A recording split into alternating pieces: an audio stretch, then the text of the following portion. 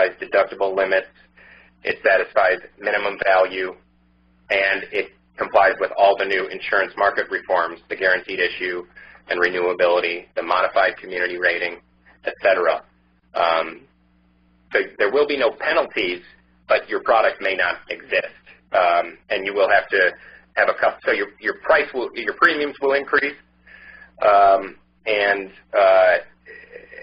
you'll have a little bit more reporting responsibilities to the government, but in theory you'll be able to continue to offer, and you won't be penalized. It's just, will that product exist? Okay. Next question, how will Obamacare affect a sole proprietorship? Essentially treat it as an individual. Any of what we've said about the individual market, whatever you buy, it's in order for you to avoid the individual mandate tax, you're going to have to buy qualifying coverage. So it's going to have to meet the essential health benefits. It's going to have to meet all these standards that we've discussed. If you buy insurance that doesn't meet those standards, you'll be paying for your insurance and you'll be paying the penalty. The individual mandate tax started out as a penalty. It became redefined as a tax in the Supreme Court. That can be, well, it depends. So if you're an individual,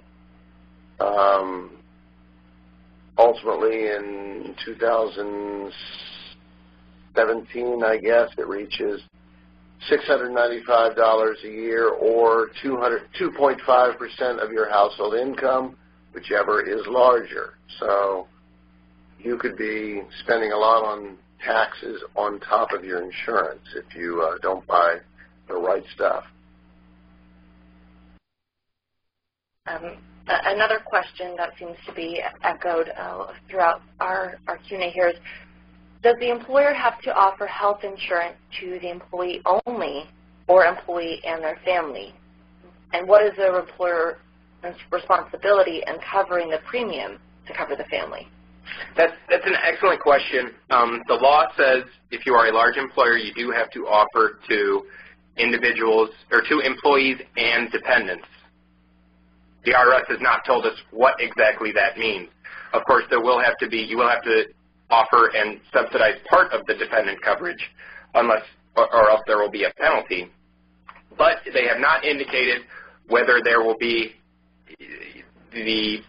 if you will have to subsidize dependents or families.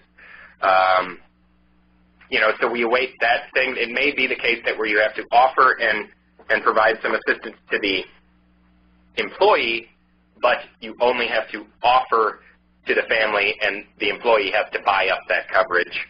But we just don't know the answer quite yet, but we will be sure to update our documents as soon as that regulation does come out. And I don't think we know yet either.